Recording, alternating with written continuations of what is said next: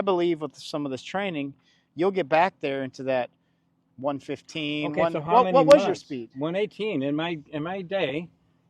I would average around 118 when being tested, and I was the kind of Greg Norman player in terms of I was swinging at least 95% all day, every day. I didn't have a way. I could hit shots with varying, maybe 60%. I could distance control it if I needed to, but driver, man, I wanted to hit it out there really far.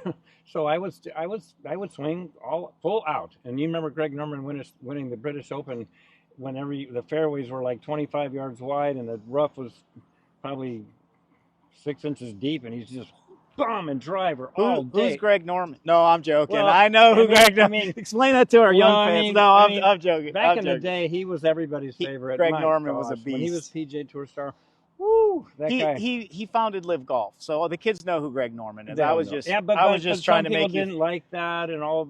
I was trying to make you feel older than you are. But he's old too. Greg Norman. The shame about it is, did you ever compete against Greg Norman? I played in the same tournaments, but I never was.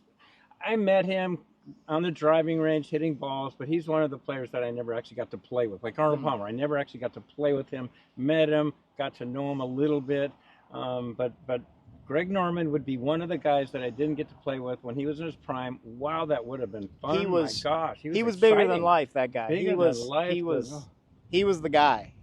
Flat out, wow. I think the only thing on his career, he just never could get it done at the Masters. He was in contention all those times, and bad stuff happened. Anyway, but that's a Nick Faldo story too, and that's another. There's some stories. Yeah. And everybody would hold it out on him on the 72nd hole too, or he'd blow it on the 72nd hole.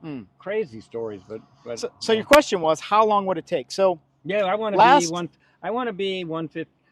I want to be at least 110, and I'm only 100 now. I would say how much are you willing to do speed training? 3-4 times a week?